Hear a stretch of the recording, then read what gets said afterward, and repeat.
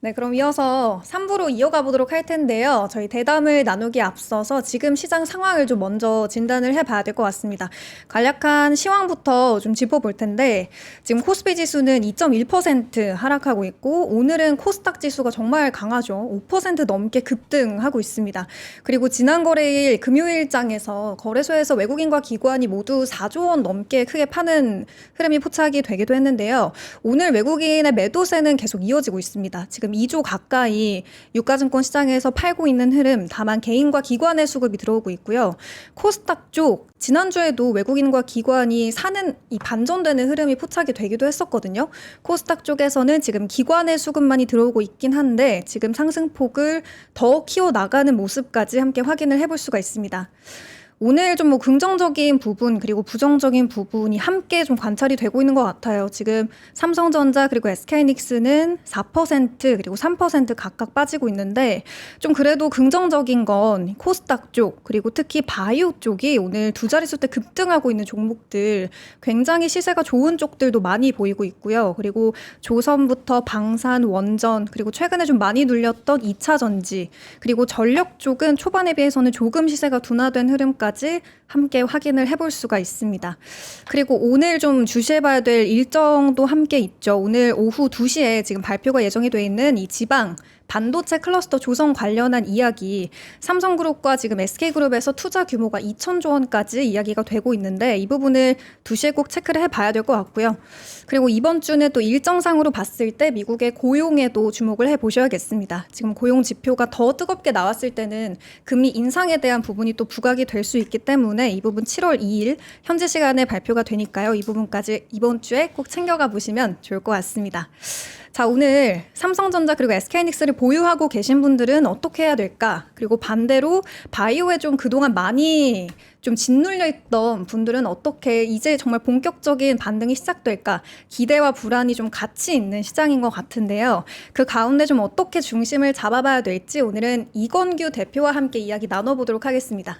대표님 안녕하세요. 네, 어서 오세요. 네. 자, 대표님 시장에 이제 하반기를 앞두고 있는데 네. 저는 지금이 꽤 괜찮은 자리라고 보고 있거든요. 네. 왜냐하면 여전히 밀리면 사자라는 얘기를 계속해서 하고 있고 네. 전혀 뭐 바뀐 게 없기 때문에 네. 근데 시장에는 두 가지 의문점이 있는 것 같아요. 하나는 꺾였나? 네. 약세장의 진입인가?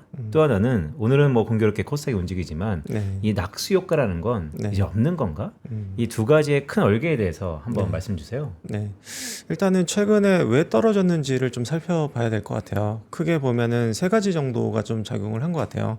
첫 번째는 이제 미국하고 이란 갈등이 재개가 되는 거 아니냐라는 이슈가 있었는데요.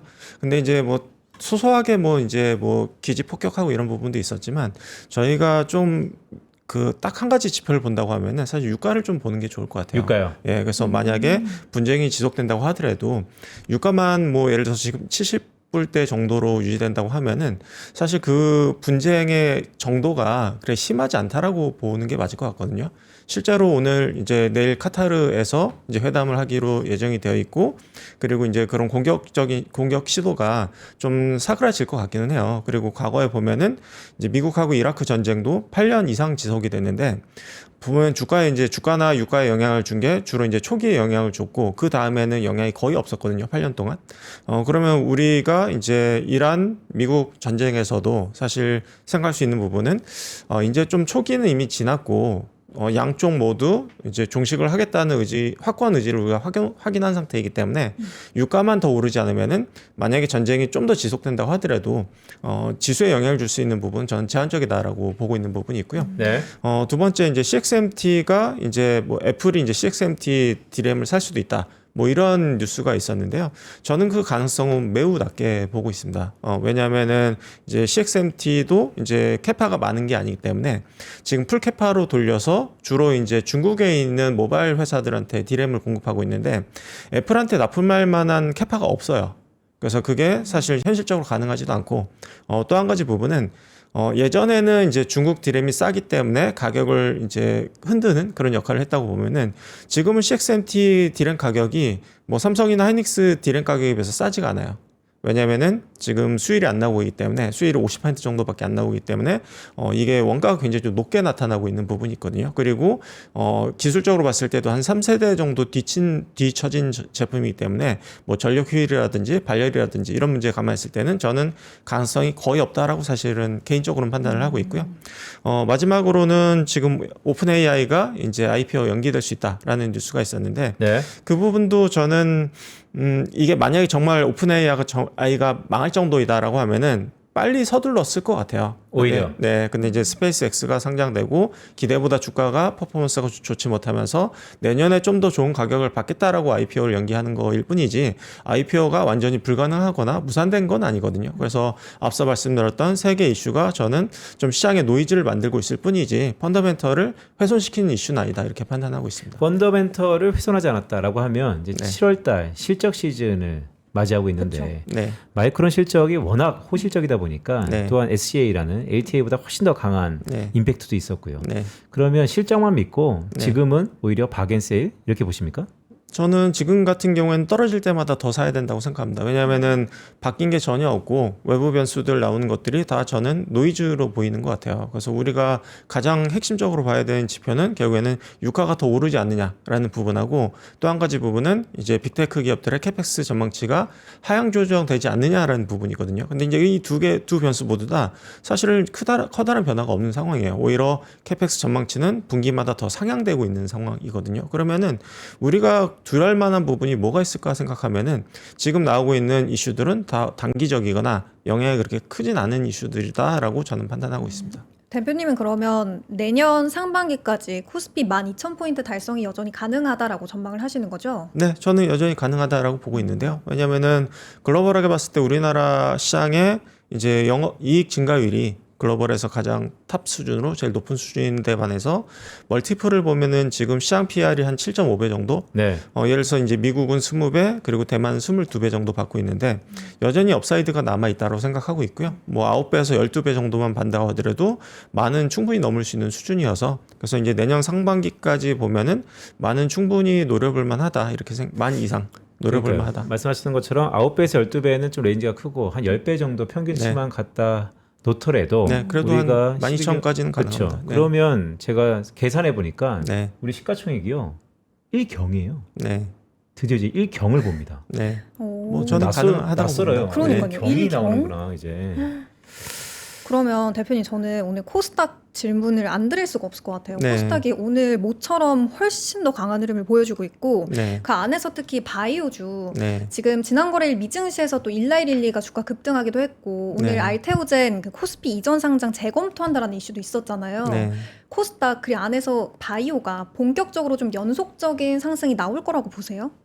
일단은 저는 7월 1일 날 이제 코스닥 활성화 대책이 나올 걸로 보여서 네. 이제 거기에 대한 기대감이 좀 많이 작용을 하고 있는 것 같고요. 그래서 이제 등급제로 인해서 뭐 1등급, 2등급, 3등급으로 나뉘어서 1등급에 해당되는 기업들한테 수급이 많이 쏠리게 될 것 같아요. 이제 거기에 대한 기대감으로 특정 바이오 기업들이 오르고 있는 것 같고요. 그래서 실제적으로 이제 펀드가 조성이 되고 돈이 들어가는 시기를 보면은 한 9월에서 10월 정도가 현실적일 것 같긴 하거든요. 그래서 그때쯤 되면은 뭐 수혜를 볼 수 있다라고 저는 보고는 있고요. 다만 이제 그 중에서 이제 1등급에 들어가는 기업들 중에 거의 한 50% 정도가 소부장이 될 것 같아요.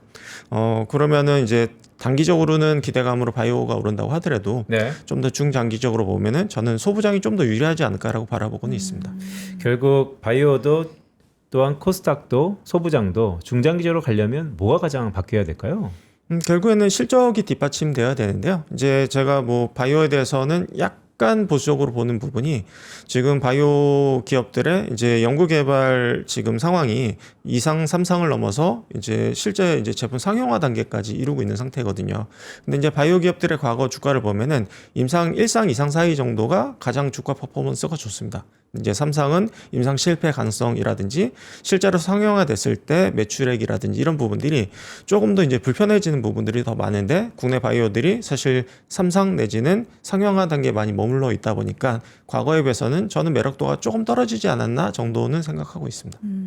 그러면 사실 그동안 코스닥이 워낙에 많이 눌렸기 때문에 전문가들이 어떤 조언을 가장 많이 했냐면 그러니까 코스닥 언제까지 빠질지 모르니까 바닥을 확인하고 들어가 봐야 된다. 이런 네. 전략을 많이 주시더라고요. 네. 그러면 지금 바닥을 확인한 거예요? 오늘 6% 급등은?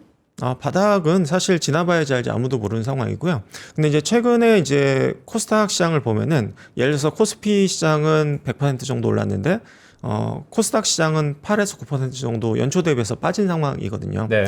그래서 보면은 코스닥을 다 팔고 코스피 그리고 코스피 중에서도 특정 몇 개 종목으로 수급이 이제 쏠리다 보니까 코스닥 종목에는 저는 이제 과매도 상태에 있다라고 생각을 해요, 현재. 아하. 왜냐면 펀더멘탈은 사실 크게 바뀐 건 없는데 주가만 많이 빠져 있는 상태이다 보니까 지금 주가만으로도 저는 충분히 매력적이다라고 판단하고 있거든요. 그래서 좀 종목만 잘 선별한다고 하면은 저는 지금도 매수 기회가 될 수 있다. 이렇게 보고 있습니다. 그러니까요. 저희 코스피 시장에서의 종목 선별은 사실 숫자가 나타나니까 네. 그래도 난이도가 조금은 쉽다라고도 감히 말할 수 있을 것 같은데 코스닥에서의 종목 선정이 참 어렵잖아요. 네. 말씀하셨던 것처럼 7월 달 이제 월이 바뀌면 숫자가 바뀌면 정부가 정책을 발표할 겁니다.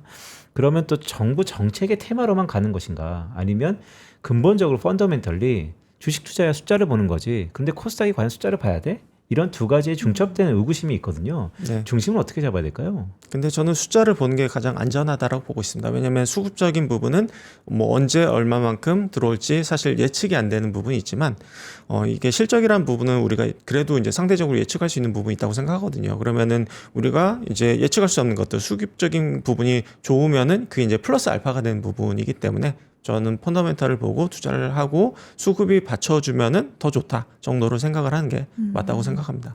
그거 하나 여쭤볼게요. 우리 동전주 네. 드디어 이제 퇴출 네. 7월까지인가요? 아니면 6월 말까지인가요? 제가 헷갈리네. 어쨌든 동전주 퇴출 이제는 거의 네. 임박했습니다. 네. 이렇게 임박하다 보니까 또 투자 심리라는 게 막판에 피날레를 막 하시는 분들도 전략적으로 있던데 네. 그런 거 하지 말라는 건 그냥 원론적인 얘기고 네. 동전주 어떻게 볼까요?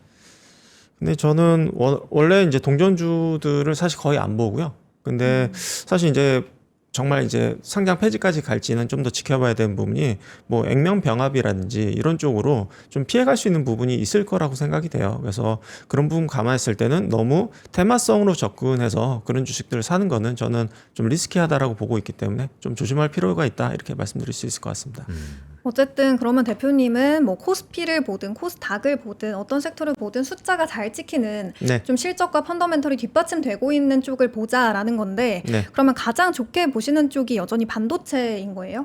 반도체를 여전히 제일 좋게 보고 있고요. 왜냐하면 이제 아까 말씀드렸던 뭐 이익적인 측면 그리고 밸류에이션 측면에서 그냥 압도적으로 제일 좋습니다.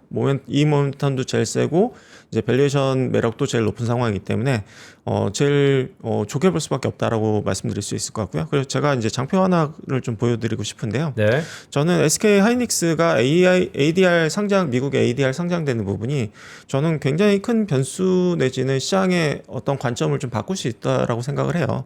그래서 보면 이제 마이크론하고 하이닉스하고 TSMC를 비교해 보면은 시가총액을 보면은 이제 마이크론하고 하이닉스가 지금 좀 비슷한 수준으로 좀 붙은 상황이거든요. 근데 이제 순이익을 보면은 여전히 하이닉스가 뭐 한 1.8배 뭐 이 정도 수준으로 굉장히 좀 높은 상황입니다. 그래서 훨씬 싸다라고 보면 될 것 같고요. 그러면 이제 마이크론도 상장돼 있고 하이닉스가 만약에 ADR이 상장된다라고 하면은 미국 투자자들이 뭘 고를 것이냐를 보면은 저는 하이닉스에 손을 들어줄 수 있다고 충분히 생각을 합니다. 네. 그리고 지금 가장 이제 배를 높게 받고 있는 거는 이제 TSMC가 많이 받고 있는데 시가총액을 보면은 지금 뭐 한 30% 정도 더 비싸죠. 3천조 원 정도 하는데 순이익을 보면은 훨씬 뭐 한 2분의 1 정도 수준. 그래서 이제 멀티플을 훨씬 2배 이상 많이 받고 있는 상황인데 대표님 사실 네. 마이크론과 TSMC의 둘이의 순이익을 합쳐도 네. 하이닉스가 이거는 전망치 평균치니까 네, 그렇죠. 살짝만 하면 네. 넘어요. 넘어설 수 있죠. 그렇죠. 네, 네. 그런데 지금 너무 싸잖아요. 네, 그래서 저는 이게 굉장히 큰 모멘텀이 될 수 있을 것 같아요. 그래서 이제 TSMC 같은 경우에도 이제 대만에 이제 상장이 되어 있는데 기관들이 사실 대만에 투자하는 게 엄청나게 어려워요. 제도적으로 어렵기 때문에 TSMC ADR을 많이 투자를 하고 있는데 이게 또 하이닉스가 또 재밌는 게 뭐냐면은 TSMC는 이제 뉴욕 거래소에 상장이 되고 그리고 하이닉스는 이제 나스닥에 상장이 되거든요. 네. 그러면은 TSMC는 뭐 나스닥 지수 그러니까 나스닥 ETF 이런데 들어가지 못해요. 근데 하이닉스 같은 경우에는 이게 나스닥 지수에 상장이 되기 때문에 나중에 나스닥 100이라든지 이제 필라델피아 반도체 지수라든지 그런 다양한 ETF에 수급이 들어올 수 있는 부분이 있거든요. 그러면은 ADR이 주가가 상승하면은 결국에는 우리나라 본주도 사실 상승 압박을 받을 수밖에 없는 부분이 있다 보니까 저는 이게 굉장히 큰 이제 수급적인 부분에 있어서 굉장히 큰 의미가 될 수 있다라고 생각을 하고 있는 상태입니다. 결국 ADR 이슈가 참 많더라고요. 국내 투자자들이 내 지분 가치가 희석되는 거 아닌가. 물론 미국의 ADR의 가격에 따라가겠지만 TSMC 같은 경우는 1대5로 계속해서 페어링 되었으니까 네. 여기서 의구점은 그럼 SK하이닉스가 주주 환원 정책이 곧바로 뒤따라오는 겁니까? 그게 거의 항등식처럼 되는 건가요? 저는 이제 사실 이제 두 가지 다 있는데, 그러니까 저는 주주 환원 정책이 없다고 하더라도 사실 이제 이익이라든지 밸류에이션만 보더라도 충분히 주가 상승 여력이 있다라고 보고 있고요. 그리고 이제 하이닉스 같은 경우에는 뭐 상장 자금 중에 일부를 이제 주주 환원 정책에 쓰겠다라고 얘기를 하고 있는 상태이기 때문에 주주 환원 정책도 이제 뒤따라서 올 수 있는 부분이 있다 보니까 뭐 여러 가지 측면에서 저는 모멘텀이 여전히 남아 있다라고 바라보고 있는 상태입니다. 대표님 그러면 마지막으로 이제 이번 주에 또 7월도 밝아올 텐데 6월 말, 7월 초 지금 굉장히 시장의 변동성이 크잖아요. 네. 이 가운데 좀 전반적으로 어떤 투자 전략이 필요할까요? 지금 같은 시장 같은 경우에는 사실 이제 그 자본 집약적인 투자가 이루어졌을 때는 이제 소수 기업만 좀 수혜를 볼 수 있는 부분이 있거든요. 그 예를 들어서 데이터 센터를 투자하게 되면은 데이터 센터 이제 인프라 관련된 회사들만 수혜를 보지 다른 업종들의 용기가 이제 넘어가지 않는 부분이 있잖아요. 근데 지금 이제 어떻게 보면 좀 쏠린 현상이 일어나고 있는데 그 현상이 저는 완화가 될 것 같지는 않아요. 그래서 이제 그런 부분 감안해서 이게 쏠림이 있다고 해서 이거 올랐으니까 이제 투자하지 말아야 돼 이런 부분이 아니라 오히려 이제 좀 더 냉정하게 숫자를 보고 수혜를 볼 수 있는 업체들한테 좀 더 집중하는 전략이 저는 맞다. 그리고 최근 같은 경우에는 주가가 오히려 떨어지고 있기 때문에 오히려 매수 기회로 활용해야 된다라고 말씀드릴 수 있을 것 같고요. 그리고 제가 이 장표 마지막으로 잠깐만 보여드리고 싶은 장표가 하나 있는데요. 네. 우리나라가 이제 쏠림 현상이 있다라고 하지만 미국도 보면은 와, 샌디스크. 빅테크 업체들 이렇게 있고 다 메모리 업체들만 엄청나게 올랐어요. 그래서 이 쏠림 현상이 우리나라만 있는 게 아니라 미국도 똑같이 있는 부분이 있고요. 키옥시아도 1등 됐죠. 네, 맞습니다. 그래서 이게 우리나라만 이상한 시장이어서 그런 게 아니다. 왜냐하면은 이쪽에 이익이 몰리고 있고 예를 들어서 뭐 AI 기업 중에서도 이제 인프라 관련된 회사들이 수혜를 보는 부분이고 소프트웨어라든지 기존의 빅테크 업체들은 이제 원가가 올라가는 부분이 있다 보니까 그래서 이렇게 양극화된 거일 뿐이지 시장이 저는 이상한 건 아니다 이렇게 판단을 하고 있습니다. 네, 그러면 이건규 대표님과 얘기를 나눠봤고 마지막으로 빈센트의 의견도 좀 들어보고 싶어요. 그래서 오늘 어떻게 전략 세워봐야 돼요? 오늘 여전히 오늘요? 삼성전자, SK하이닉스는 기회라고 보시는 거죠? 네, 일단 뭐 이건기 대표 잘 말씀 주셨던 것처럼 메모리 반도체를 만드는 주요 국가들이 있죠. 중국, 일본, 대만, 한국. 전부 다 가장 주도주라고 할 수 있는 것은 메모리 반도체다. 더 나아가서 돈을 어마무시하게 벌고 있다는 것이 가장 주안점이 있다. 계속해서 말씀드립니다. 밀리면 사라라는 말씀도 드리겠습니다. 오늘 르네상스 자산운용의 이건규 대표 먼저 보내드리도록 하겠습니다. 고맙습니다. 네, 감사합니다. 자, 오늘 어떠셨어요? 오늘 긴장했네. 시장이 그쵸. 많은 분들이 보고 계시니까 네. 시장이 코스닥은 올라서 너무 반갑긴 한데 코스피도 좀 같이 후반부에는 올라왔으면 좋겠네요. 그러니까 우리 시작이 본장이 시작한 지 이제 1시간 남짓했는데 외국인은 계속 팔고 있고요. 하지만 기관 자금의 흐름이 매우 중요한 때입니다. 6말 7초라는 얘기를 했는데 매우 중요한 시기고요. 분수령입니다. 오후에는요. 오전보다 훨씬 더 좋은 수급을 기대하면서 오후장 여러분들의 투자 요정을 기원드립니다. 저희는 내일 이 시간 다시 찾아뵙도록 하겠습니다. 고맙습니다. 감사합니다.